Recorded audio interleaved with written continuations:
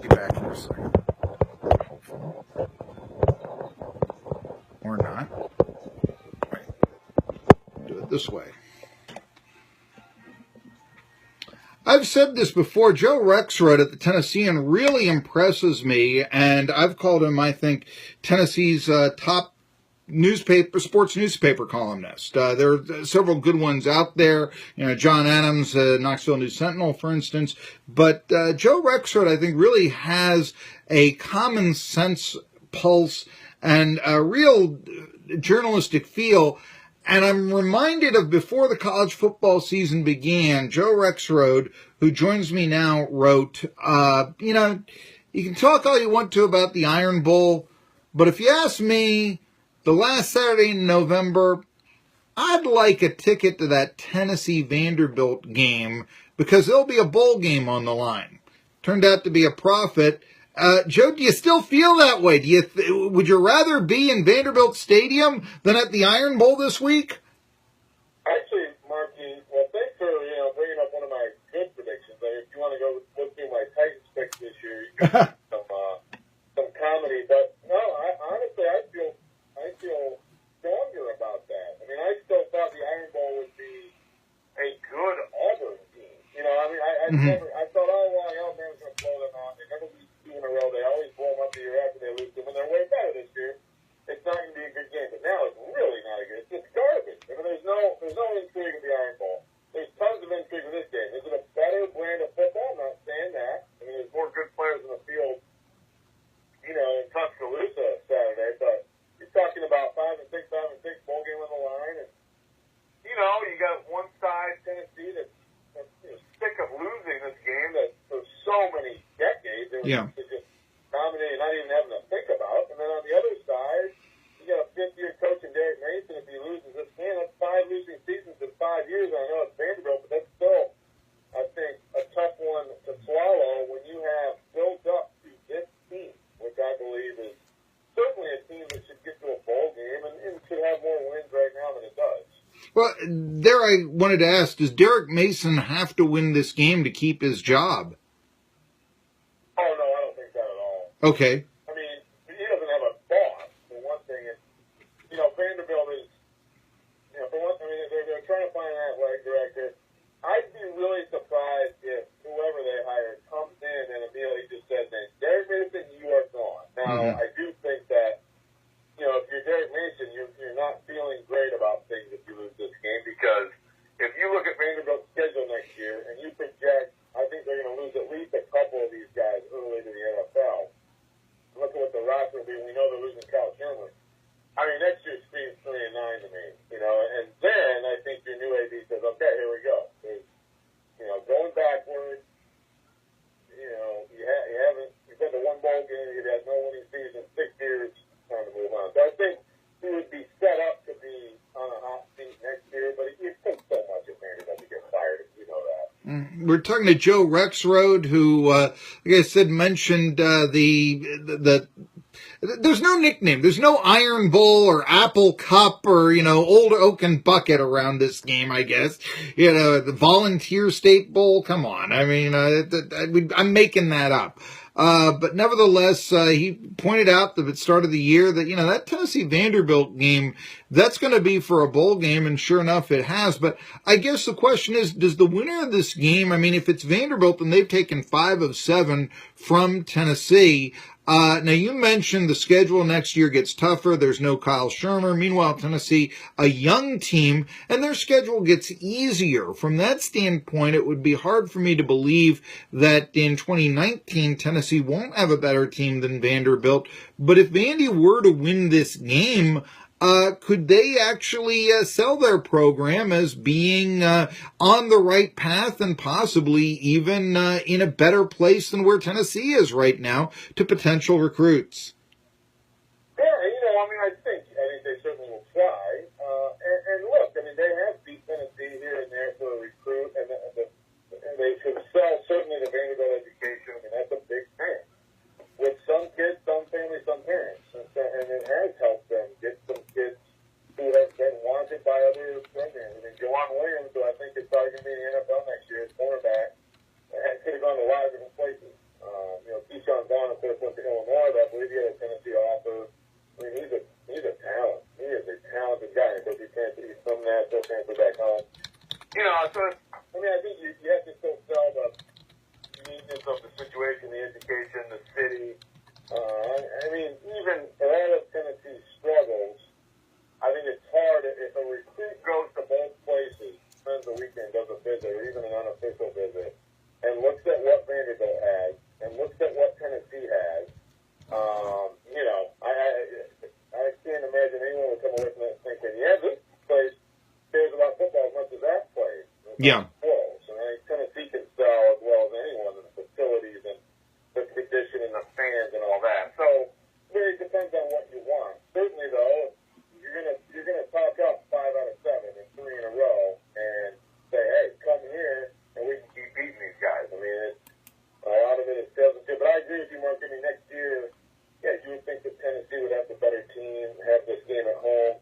You know, if you're Vanderbilt, you win this game and you know you've got another, you know, like 6 weeks of practice, and with a big rebuild coming up, that's valuable. I mean, it's a lot of, because you're going to have a lot of young players make big leaps next year to be competitive. Well, we're talking to Joe Rexrode, columnist of the Tennessean, a little bit about the Tennessee Vanderbilt game, and if I can get to a couple other questions about Nashville sports that might be relevant to Tri-Cityans, I will. But, of course, this game, I want to throw this behind you. You know, Tennessee football has fallen over the last 10, possibly 20 years. Has not won the SEC since the national championship year of 98.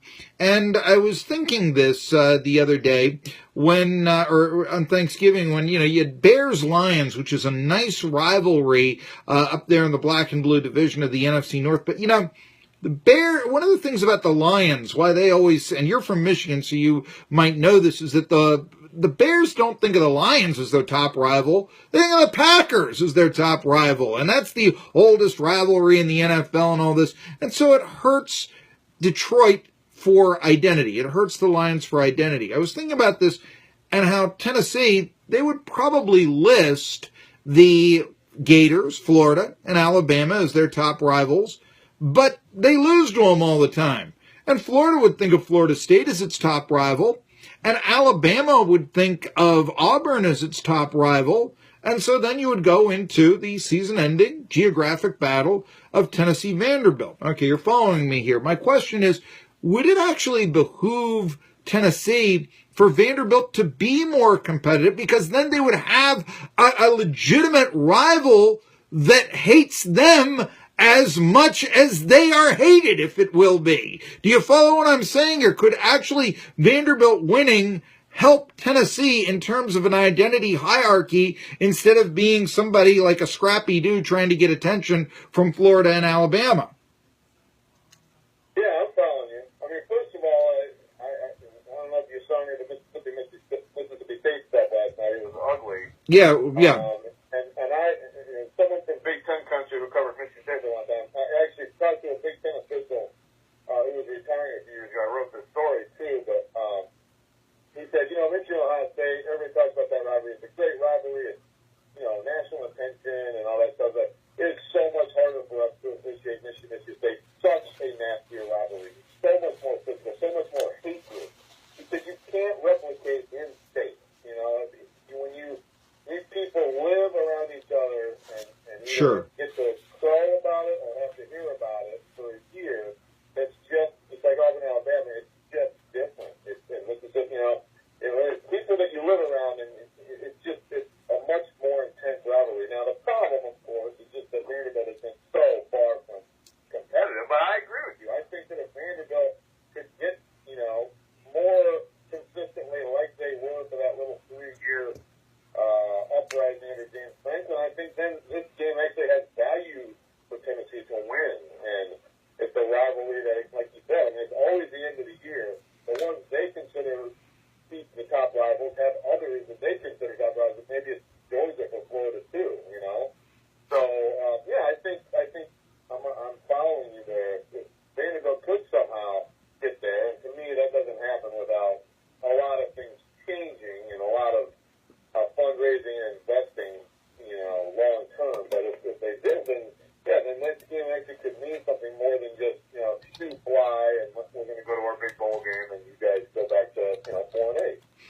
We're talking to Joe Rexrode, sports columnist of the Tennessean, talking a little bit about the Tennessee-Vanderbilt game, which may have more on the line than, I don't know, it ever has. I mean, you've got this idea of Vandy could win 5 out of 7 and go to a bowl game and really deal Tennessee a blow. On the other hand, if Tennessee wins the game, then, hey, they've won 2 more games than last year. They're back into bowling, and, they've put Vanderbilt in their place where they used to always be before.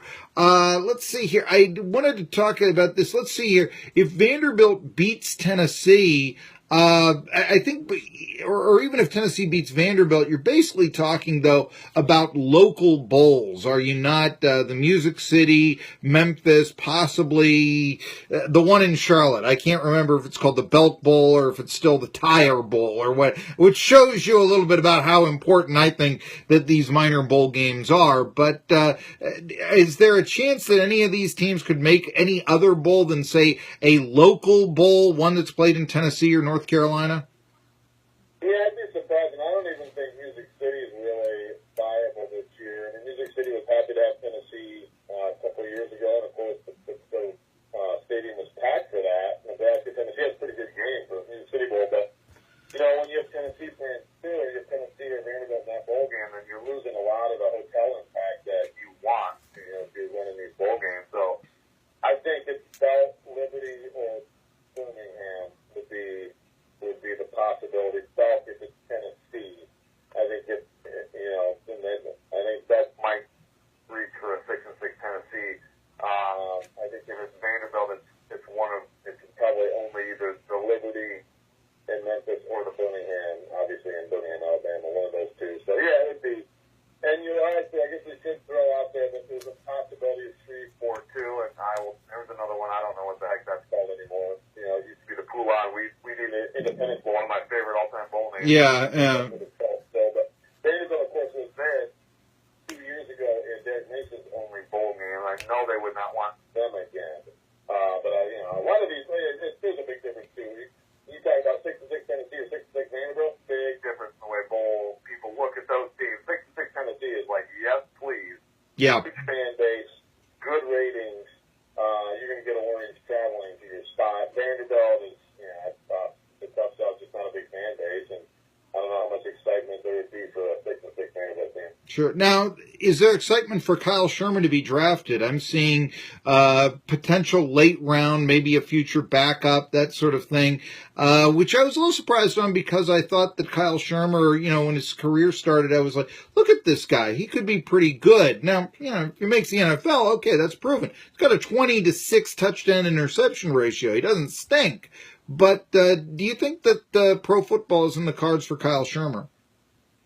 I do, and that would be my sort of analysis. It's probably a guy who's a backup in the league, which is a heck of a career, by the way. Long term, you don't get hurt, make good money, you chip in when needed. But, you could exceed that. There are times, hey, you take Kyle Sherman versus Tennessee last year, that's an NFL starter, Watching him this year, I thought he would take more of the stuff than he has. You're right, he has good numbers. There are still times when to me, misses throws you gotta hit consistently, and he doesn't have a great sense for the pass rush and for stepping up in the pocket and making plays. But he's absolutely got an NFL arm. He's a smart kid, and look, the guy's bad as an NFL head coach, and that will matter. He's been around the NFL his entire life, and GMs are going to look at that and say, hey, this kid knows how it works. He's got a dad who absolutely knows the game in and out, and I think that helps him. So I think that'd be my guess, too, is probably like a 5th-round pick or something like that. And, you know what? I've seen lesser quarterbacks than him in college who ended up being, pretty good starters in the NFL. I covered a guy named Brian Hoyer. Mm-hmm. Hey, I didn't think he was going to be more than a, guy who maybe hung around for a couple of years, and he's made a good career as a backup, and he's had a couple of decent years as a starter. I think Kyle Sherman has more upside than him, for example. Well, we're talking to Joe Rexrode of the Tennessean, and as I finish here, I want to ask, I saw where moneywise.com, which is not necessarily the site you would expect to see this sort of ranking, but they ranked the worst college stadiums in the country. They gave Vanderbilt the dubious honor of having the worst college football stadium in the country. You've covered the Big Ten, you've covered the SEC, and I'm certain some other places as well. I'd be surprised if you never went to a Max Stadium or something. Is Vanderbilt Stadium the worst stadium in college football? Well, Major college football. Let's put it that way. Yeah, right. Yeah, I mean, I think I'm not surprised by that ranking. And I think there's such a huge difference at that place in being there as a media person and being there as a fan. I think even in the concourses, you hear about the horror stories of the restroom and the concessions and the concourses and everything, and it's just terrible. It's been neglected, and it's just not, people just don't enjoy it because they have neglected it. They haven't done anything since 1981. So from the fan experience perspective, I don't think there's any question. Now, from my perspective, in the best part, and especially when you look at the setting right in Nashville, it's connected to the basketball and baseball arenas. I think it's a perfect place, perfect size. When that place is packed and rocking, like when Tennessee was 8 years ago, I thought it was fantastic for college football. I think, sure, I doubt there's a stadium more neglected or decrepit. I also think the upside there, if you fix it up and you add suites, but you still have that point setting where it is, I think it could be fantastic. Intriguing. Is there still talk about building a new stadium for the Commodores? Well, David Williams tried to float that actually through us a couple of years ago, and has tried to sort of campaign. And there was the whole talk of the soccer stadium. Maybe they would share that. I mean, it's going to take the new athletic director coming in and really going out raising money and making it happen. But they've got to do something. I mean, they have to. At some point, I think we'll see something. I'd be surprised if they get the funding to build a completely new stadium. But I still think you could invest. You'd have to invest a lot to fix that place up, change some things, add some things, and you could make it a really good spot. Again, expensive, but I think you can do it within the existing stadium. All right, we're talking to Joe Rexrode and finishing things up. You're talking about facilities. By the way, I'll give you a little, I'll tell you something a little birdie told me. They used to play the Clinic Bowl, the state title game there at Vanderbilt Stadium. It's now Middle Tennessee State. There are people at ETSU. They are putting new turf down at the mini dome where the football and the basketball team used to play. And then there became some fire marshal issues. There's some talk about now punching out the holes in the north end of the mini dome here in Johnson City, and then trying to make a bid with the new turf for the TSSAA state football games to be played in Johnson City, because the idea is, hey, it's early December, and you'll be in an indoor setting, and maybe even the people from Memphis would want that. So, you're talking about that, since we're talking about Vanderbilt Stadium and all this, and them losing the Clinic Bowl, which is what it was called back in the day, to Middle Tennessee State. There's something there for you right there. That's being discussed there at ETSU. It's a story of note for the Middle Tennessean going on here in East Tennessee, Joe. I also, though, want to ask you, what's going on with the fairgrounds? I hear in a soccer stadium one day, and I hear something about the racetrack getting races again. What's going on? Yeah, there's still some legal stuff going through, which to me is just formality. It's all going to be eventually, and there was a big injunction denied, I think, 2 weeks ago. So, the soccer stadium, a lot of stuff is going to, barring massive upset at this point, is going to move forward. It's going to, be built, and they're going to build the retail around it and all that stuff. But yeah, I'm not sure on the race thing. I've heard the same thing, Mark. I've heard different things about that. I know that there's a push to try to kind of revamp that. I don't know at this point how serious or viable that is, but there are definitely people interested in doing so. And, I don't know. To me, I don't see why those things both couldn't happen. But we'll have to see on that. All right. He's Joe Rexrode with the Tennessean. And, boy, we're not even getting a chance to talk about the Predators here a little bit. But we've got Alex Daugherty, A to Z Sports Nashville, talking about this. Last thing, I know Vandy's a 3.5-point favorite, and they've covered their last 4 home games. But, boy, after the egg, if you'll excuse the pun, that Ole Miss laid against Mississippi State and Vanderbilt having to take the Rebels to overtime before beating them, I don't know. I know Tennessee didn't play all that well against Missouri, but I'm not getting that Vanderbilt is this really strong team. Who do you think is going to win in Nashville tomorrow?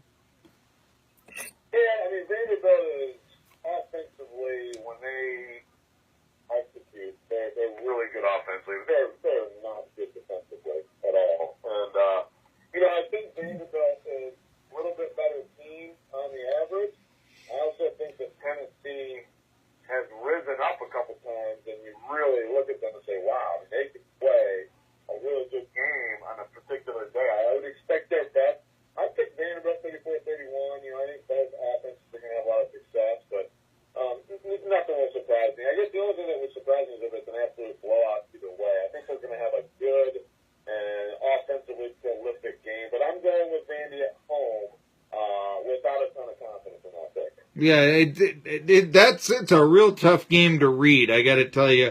And theoretically, I'd be surprised if it's not Jared Guarantano, but theoretically, Keller Christ could start for Tennessee. That might be a good thing. Anyway, you mentioned the offense there. Of course, Keyshawn Vaughn has come on the last few games for Vanderbilt to really give him a good running game. Tennessee ranked last in the SEC in rushing, 11th in passing. Something to think about. But ETSU has a playoff game against Jacksonville State. Can they win it? I'll tell you that next. Thank you, Joe, very much.